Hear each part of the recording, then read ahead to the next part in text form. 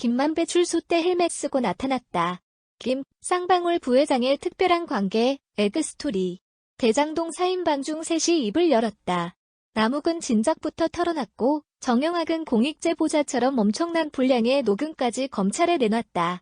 최근 유동규가 ATM에서 돈 뽑듯 비밀을 하나씩 공개하고 있다. 남은 건 김만배. 지난 1년간 그는 수사에 협조하지 않거나 일부러 혼선을 유도했다고 한다.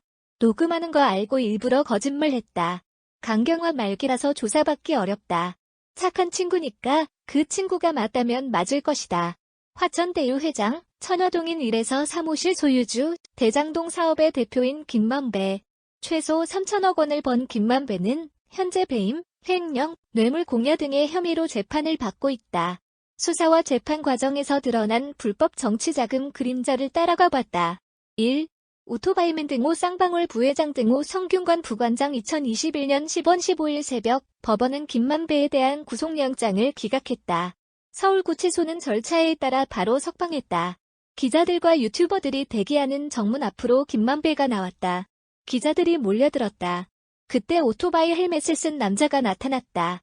김만배의 종이 가방을 대신 들고 기자들을 피해 차를 타게 길을 정리했다. 김만배가 떠나자 그도 오토바이를 타고 후련히 사라졌다. 그의 정체는 최우양 전 쌍방울 부회장. 2010년부터 2018년까지 쌍방울에서 대표이사와 부회장 등을 지냈다. 목포 연합 새마을파 소속으로 주로 건축, 철거 현장의 용역사업을 해 돈을 벌었다고 한다. 2005년 범죄 단체 구성 등의 혐의로 3년 6개월간 복역한 기록이 있다. 2014년 쌍방울 주가 조작 사건에도 연루된 것으로 알려졌다. 그가 쌍방울 부회장으로 있던 2017년 5월 제주도민일보에 이런 기사가 실린다. 성균관 최연소 50대 부관장 힘찬 발걸음. 기사에는 이런 내용이 나온다. LTLT, 국내 굴지의 이너웨어, 기업인 쌍방울이 부회장인 최우양 부관장은 해외사업 총괄이사를 역임한 대표적 중국 소식통이다.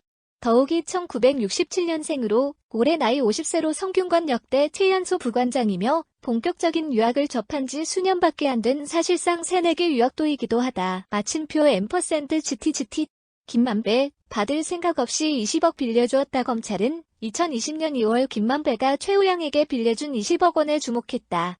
지난해 말 검찰에서 김만배는 이렇게 말했다. 최우양은 20년지기 사회 후배입니다. 제가 석방될 때까지 기다리겠다고 말은 했었는데 진짜 와 있을 줄은 몰랐습니다. 고마운 동생이죠. 2002에서 2003년쯤 처음 만나 아주 친해졌고 진짜 아끼는 동생입니다. 심성이 착해서 건달할 친구는 아닌데 건달들을 많이 알기는 하더라고요. 쌍방울 회장 김성태도 건달이고 자본시장에서 유명한 배상윤도 건달인데 친하긴 하더라고요. 김성태도 최우양을 통해 알게 됐습니다. 최우양이 받은 20억 원은 김만배가 2019년 5월부터 이듬해 11월까지 천화동인 1호에서 대여했다는 473억 원 중 일부다. 김만배는 자신이 근무하던 머니투데이 회장에게 50억 원, 이화영 보좌관 출신으로 천화동인 1호 대표로 있던 이한성에게 3억 원, 남욱의 친구인 김모 변호사에게 3억 원, 현직 신문사 논설위원에게 1억 원을 빌려줬다.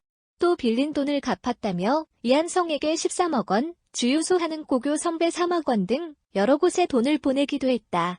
당시 15억 원가량을 현금으로 인출해 거래 은행들에서 5만 건이 씨가 말라 비상이 걸릴 정도였다고 한다. 최우양과의 석연찮은 거래는 이뿐 아니다. 2020년 6월 김만배가 실소유주로 있는 천화동인 1호는 최우양이 운영하는 기업 인수 전문회사에 30억 원을 빌려줬다가 석 달 뒤 돌려받는다. 또 비슷한 시기 천화동인 1호는 최우양에게 90억에서 150억 원 규모의 자금을 두 차례에서 세 차례 보냈다가 하루 이틀 만에 되돌려받기도 했다.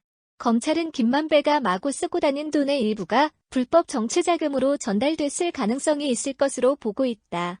최근 드러난 대선 자금, 김용희 더불어민주당 대통령 후보 경선을 앞두고 20억 원을 요구해 남욱으로부터 받은 8억 4,700만 원과는 별개다.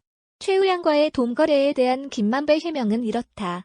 일 안 터졌으면 우양이 통해 상장사 인수해 건실하게 운영하려고 했어요. 마침표 천화동인 1호와 최우양 회사의 거래는 잔고 증명이 필요하다고 해서 몇 번 그랬고 개인적으로 빌려준 20억 원은 그동안 신세를 많이 져서 도와준 겁니다. 빌려준다고 줬지만 받을 생각은 없는 돈입니다. 3.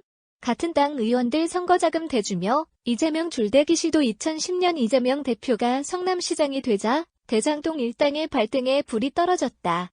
후보 시절 주민 제안을 들어주겠다더니 시장이 갑자기 대장동을 성남시 주도로 공공개발하겠다고 밝혔기 때문이다. 전방위 로비가 시작됐다. 변호사인 남욱은 이재명 시장 측근인 유동규를 마크하고 현직 기자 김만배는 민주통합당 정치인들을 두루 접촉했다. 작년 말 검찰 조사에서 남욱의 진술. 2012년 4월 총선을 앞두고 김만배를 통해 민주통합당 A의원의 측에 현금 2억 원을 전달했다.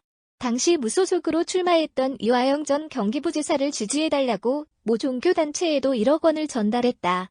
당시 남욱과 처녀동인 7호 주인인 전직 기자 배성준은 서초동 식당에서 김만배를 만나 민주당에서 A의원 힘이 제일 세다고 한다. 대장동 공공개발을 민간개발로 되돌릴 수 있도록 힘 좀 써달라고 부탁해달라고 했고 김만배는 현금 2억 원이 담긴 쇼핑백을 받아갔다. 그때만 해도 김만배는 용역자에 불과했다.